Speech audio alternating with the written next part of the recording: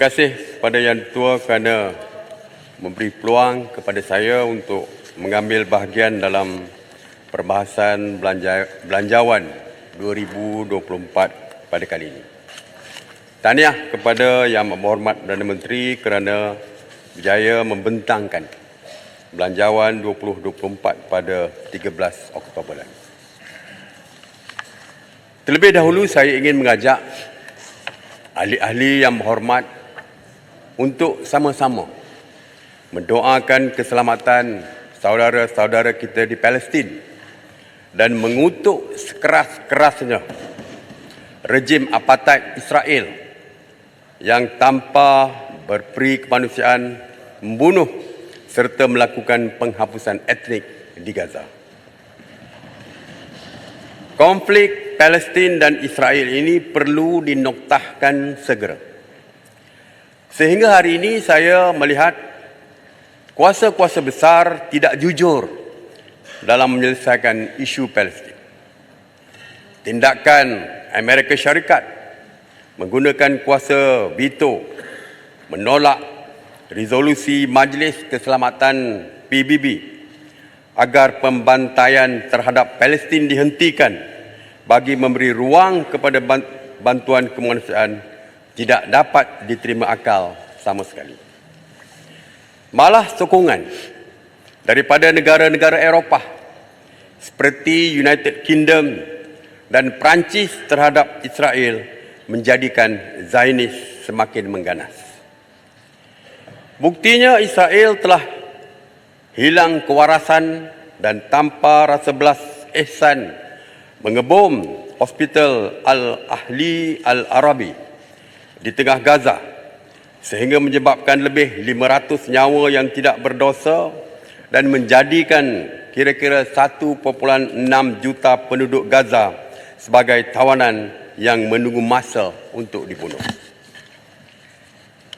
Ini adalah jenayah perang yang terang-terang dilakukan oleh Israel dan disokong oleh negara-negara yang bersubahat. Mereka semua sepatutnya diheret ke Mahkamah Antarabangsa untuk diadili. Sebab itulah ketika saya berucap kepada Perhimpunan Agung PBB tahun lalu, saya menegaskan supaya isu Palestin dimuktamadkan dan kuasa veto mesti dihapuskan. Kerana tindak tanduk seperti Amerika Syarikat inilah yang menyebabkan dunia semakin huru-hara. Saya senada dengan negara-negara Islam yang lain dan juga negara-negara seperti Ireland, Spanyol, Norway, Brazil, Colombia dan Venezuela yang mendesak supaya kegilaan Israel ini dihentikan. Pertubuhan Kerjasama Islam ataupun OIC dan Liga Arab perlu mengambil tindakan tegas terhadap kekejaman rejim apartheid Israel yang berterusan melakukan pembunuhan dan juga penghapusan etnik ini. Namun, kita kesal kerana sehingga hari ini kita tidak nampak tindakan tegas yang diambil oleh OIC dan Liga Arab kecuali hanya bercakap kosong semata-mata. Sepatutnya OIC dan Liga Arab mesti menunjukkan pada dunia bahawa semua negara Islam bersatu bersama-sama dan satu tindakan tegas perlu diambil oleh OIC dan juga Liga Arab ini. Tuan Yang Dipertua, saya mahu membuka perbahasan belanjawan 2024 dengan menyentuh situasi dan perkembangan terkini ekonomi negara. Selepas negara dihambat pandemik COVID-19, ekonomi negara merekodkan prestasi yang positif, terutamanya pada tahun 2022 di bawah kerajaan keluarga Malaysia, sehingga mencatatkan pertumbuhan ekonomi yang tertinggi di rantau ini. Walau bagaimanapun, keadaan pada hari ini sangat membimbangkan. Kadar mata wang ringgit terus menjunam, merudum, sehingga mencatatkan prestasi terburuk dalam tempoh 25 tahun. Indeks Bursa Malaysia kekal berada di sekitar 1,400 mata. Kedua-dua petunjuk ini memberikan gambaran bahawa Malaysia berhadapan dengan krisis keyakinan pelabur yang amat serius. Saya berharap kerajaan bertindak segera bagi memulihkan kembali keadaan untuk memastikan ekonomi negara bergerak pada landasan yang tepat. Saya menyambut baik reformasi pengurusan keuangan yang diperkenalkan oleh Yang Amat Berhormat Perdana Menteri, termasuk Akta Tanggungjawab Fiskal 2023. Bagaimanapun saya bimbang penekanan yang agresif untuk mengurangkan defisit fiskal ini akan memberikan kesan kepada rakyat dan ekosistem perniagaan. Kerajaan harus memastikan setiap keputusan yang dibuat mesti mendorong kepada kecekapan ekonomi, mesra peniaga dan mesra rakyat. Sebagai contoh, salah satu langkah kerajaan untuk mengawal defisit fiskal ialah memperkenalkan rasionalisasi subsidi untuk mengelakkan ketirisan.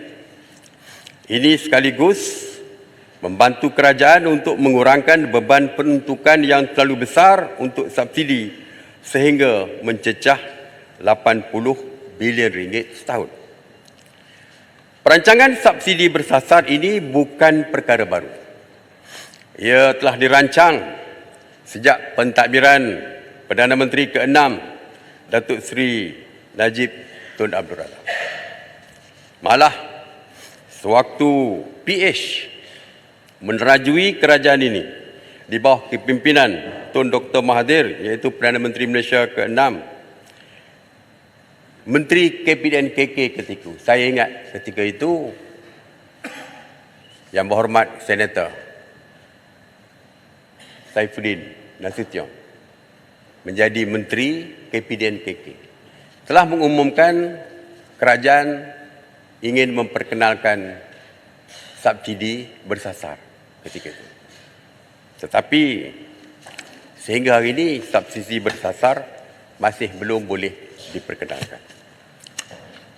Kerana ia memerlukan satu mekanisme yang telus dan cekap untuk memastikan tidak ada siapa pun yang tercicir dan terkesan daripada keputusan ini. Mekanisme ini penting untuk diperhalusi kerana subsidi telah melekat dalam ekonomi sebagai komponen struktural. Subsidi kerajaan tidak hanya tertumpu kepada sektor dan segmen tertentu sahaja, malah merentasi keseluruhan sektor dan pasaran termasuk pasaran buruh. Justru saya ingin bertanya, apakah mekanisme yang akan digunakan oleh kerajaan untuk melaksanakan subsidi bersasar pada tahun hadapan kerana ia tidak disentuh secara detail dalam pembentangan Belanjawan 2024. Saya difahamkan kerajaan telah membangunkan sistem pengkalan data utama ataupun PADU yang akan digunakan pada Januari tahun hadapan. PADU akan menjadi pengkalan data untuk memastikan subsidi ini diberi kepada golongan yang layak sahaja. Persoalannya, apakah sistem ini sudah bersedia? Apakah sistem ini telah diuji keberkesanannya? Kerana kita hanya mempunyai tempoh 2 bulan sahaja sebelum ia dilancarkan.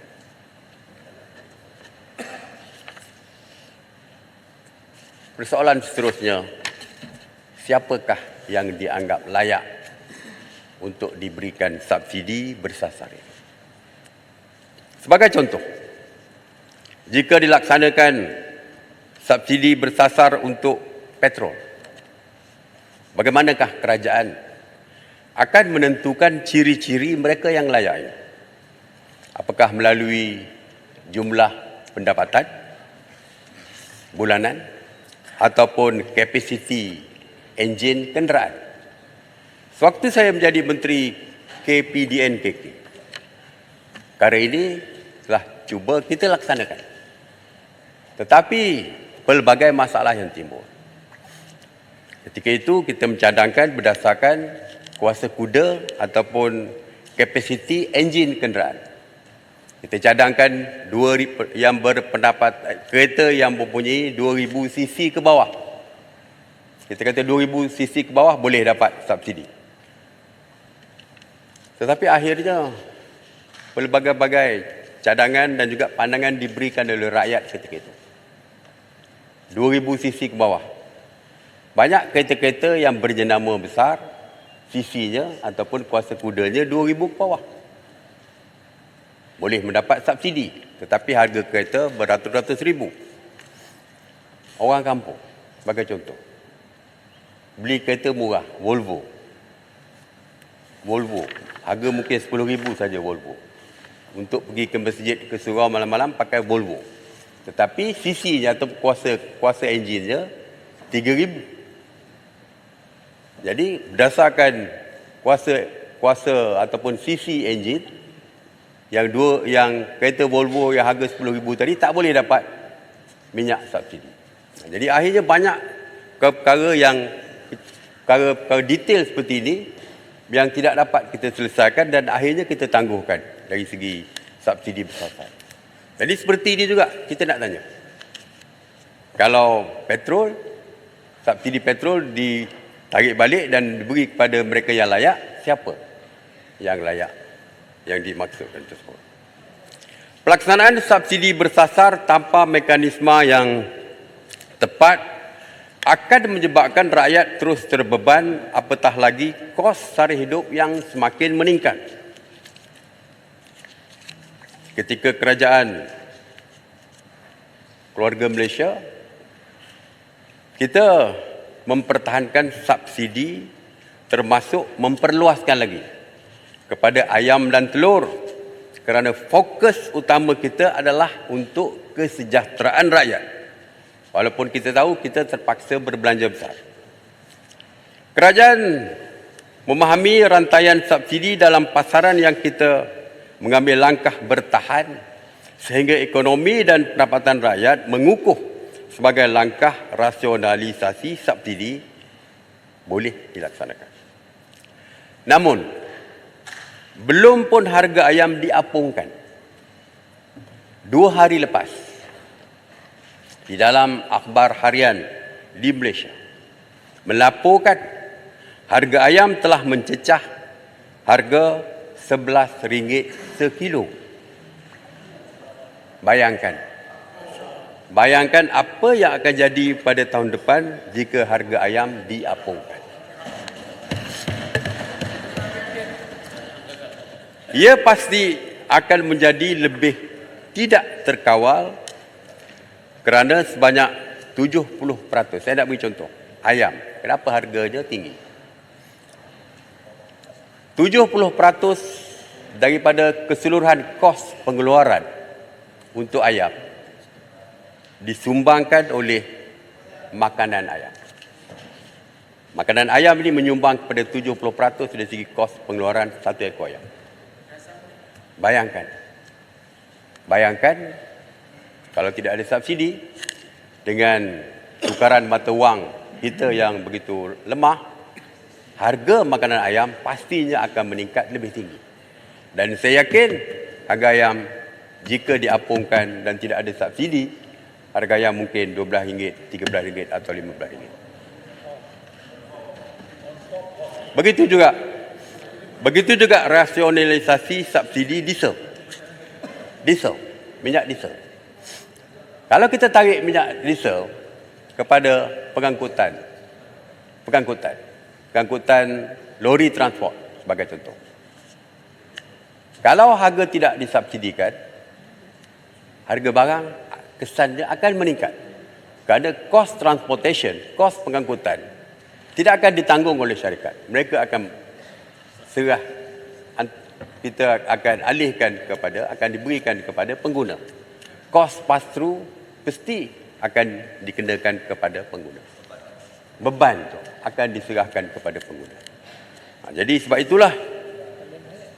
itulah subsidi bersasar ini bukan satu perkara yang mudah, dan saya berharap perkara ini dapat diteliti dengan baik oleh kerajaan. Ini tidak termasuk kata.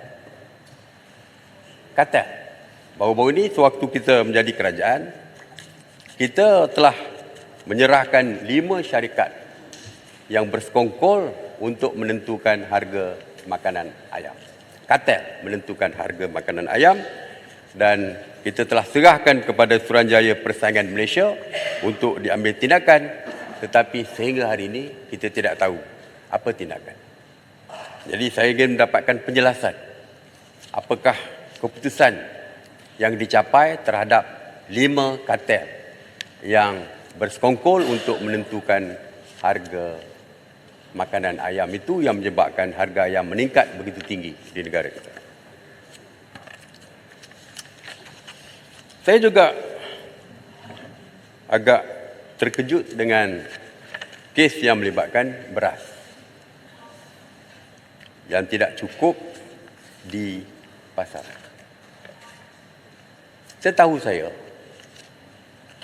di negara kita, untuk beras, untuk memastikan beras mencukupi, kita mempunyai stok penimbal. Kita mempunyai stok penimbal yang mana stok penimbal ini boleh digunakan dan tempoh masanya adalah 6 bulan. Bermakna tak mungkin akan timbul masalah kekurangan beras kerana stok penimbal boleh bertahan selama 6 bulan. Saya tak tahu adakah stok penimbal masih ada ataupun tidak ada. Kerana seperti kita tahu, kata-kata rakyat di luar sana bercakap soal tidak cukup beras tempatan. Tuan dan Ketua, tabung kewangan antarabangsa IMF menjangkakan pertumbuhan ekonomi global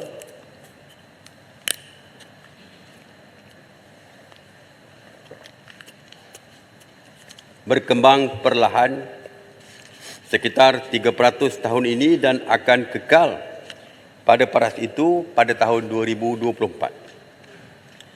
Ini kerana pertumbuhan lemah dalam kalangan negara ekonomi maju seperti China dan Amerika Syarikat.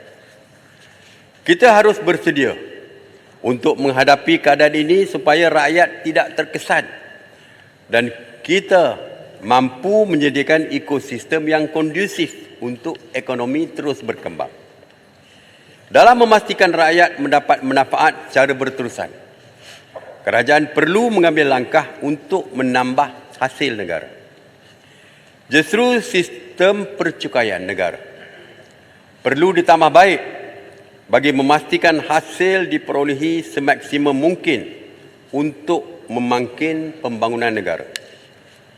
Laporan tinjauan ekonomi Malaysia oleh Bank Dunia menyatakan Malaysia mencatatkan pendapatan cukai yang rendah, iaitu sebanyak 12% daripada KDNK. Peratusan ini jauh lebih rendah berbanding purata yang dicatatkan oleh negara berpendapatan sederhana, iaitu sebanyak 18% daripada KDNK, dan berbanding negara pertumbuhan kerjasama dan pembangunan ekonomi. Cadangan kerajaan untuk menaikkan cukai jualan dan perkhidmatan SST daripada 6% kepada 8% dianggap tindakan yang kurang tepat berbanding dengan sistem percukaian lain yang lebih efisien. Meskipun kenaikan ini tidak melibatkan makanan dan minuman, namun harus dipahami bahawa kenaikan ini akan memberi kesan berantai kepada semua aspek yang akan turut mendorong kenaikan kepada barang-barang asas. Ini kerana peniaga tidak akan menyerap kenaikan cukai dan kos pengeluaran mereka. Justru saya sekali lagi berpendirian bahawa sudah masanya pihak kerajaan melihat kembali cukai barangan dan perkhidmatan GST yang telah dimansuhkan pada tahun 2018 oleh Kerajaan Pakatan Harapan. GST terbukti jauh lebih cekap, telus dan adil berbanding SST. Ketika GST dihapuskan, negara kita kehilangan 20 hingga 30 bilion setahun akibat daripada black economy yang dapat dilaksanakan, yang tidak dapat kita pantau dari segi pembayaran cukai itu, dan ramai kita jangka yang tidak membayar cukai seperti yang sepatutnya dilakukan. Kenaikan cukai SST sebanyak 2% ini juga memberikan tambahan sebanyak 3 bilion kepada negara.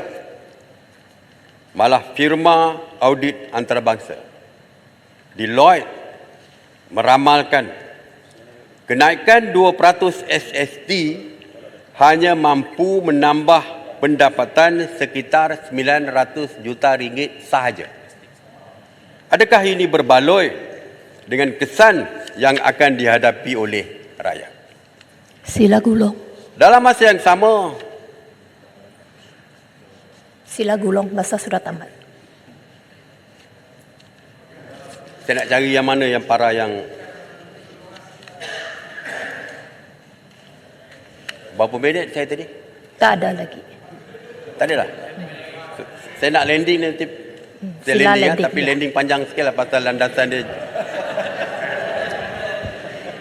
Tuan, landasan panjang jadi saya landing slow. Tuan dia betul. Yang bijaksana.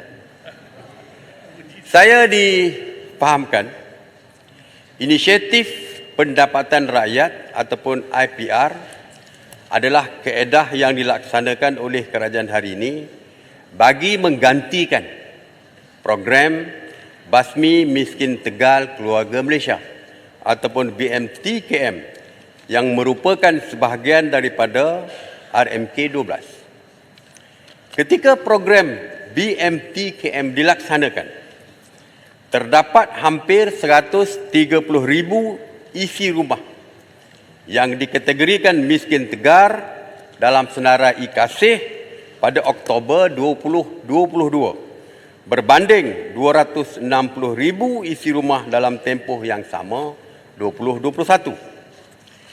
Penurunan hampir separuh jumlah miskin tegar ini adalah kerana pendekatan agresif oleh kerajaan ketika itu membuka semua sektor ekonomi dan sempadan dengan pantas serta dengan pantas waktu pandemik COVID-19 sedang dipulihkan. Maka disebabkan itu kita menetapkan sasaran untuk menghapuskan miskin tegar pada penghujung RMK 12 iaitu tahun 2025. Sasaran ini kita anggap sebagai realistik kerana ia memerlukan pendekatan holistik yang melibatkan kerajaan, agensi, swasta, pertubuhan masyarakat sivil dan individu. Menghapuskan miskin tegar memerlukan tekad yang tinggi daripada semua pihak, terutamanya isi rumah itu sendiri untuk berubah.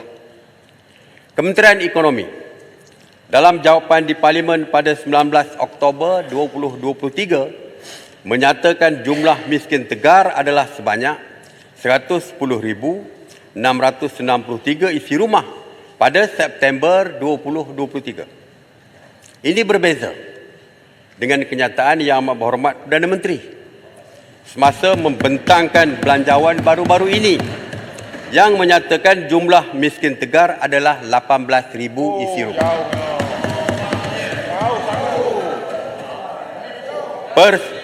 Persoalan, kenapa wujud perbezaan data yang terlalu besar dalam tempoh yang sangat singkat? Data-data ini mengelirukan dan saya memohon penjelasan sewaktu penggulungan nanti. Boleh lagi ya? Sikit lagi. Adakah jumlah yang disebut oleh Yang Amat Berhormat Perdana Menteri diambil daripada laporan survei pendapatan dan perbelanjaan isi rumah 2022 ataupun HIS 2022. HIS 2022 yang diumumkan oleh Menteri Ekonomi pada Julai lalu mengatakan bilangan isi rumah yang di bawah pendapatan garis kemiskinan iaitu PGK sebanyak RM1,198 menurun kepada 0.2%